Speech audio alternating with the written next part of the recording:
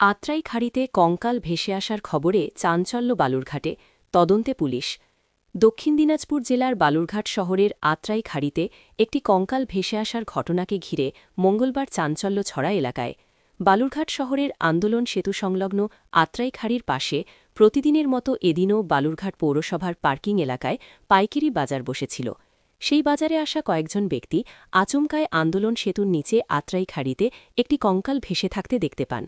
ঘটনার খবর ছড়িয়ে পড়তেই দ্রুত সেখানে ভিড় জমে যায়। বিষয়টি জানানো হয় বালুরঘাট থানায়। খবর পেয়ে বালুরঘাট থানার পুলিশ ঘটনাস্থলে পৌঁছে তদন্ত শুরু করে। কঙ্কালটি কোথা থেকে ভেসে এসছে কিংবা সেটি মানবদেহের আসল কঙ্কাল নাকি নকল, সে বিষয়ে নিশ্চিত হতে তদন্ত চালাচ্ছে পুলিশ। আন্দোলন সেতুর পার্শ্ববর্তী এক দোকানদার বিজয় রবিদাস জানান, সেতুর দিক থেকে আত্রাই খাড়িতে একটি কঙ্কাল ভেসে আসতে দেখেছেন তিনি। তবে সেটি আসল নাকি প্লাস্টিকের তা তিনি নিশ্চিত নন। তার কথায় পুলিশি তদন্তের পরেই বিষয়টি স্পষ্ট হবে।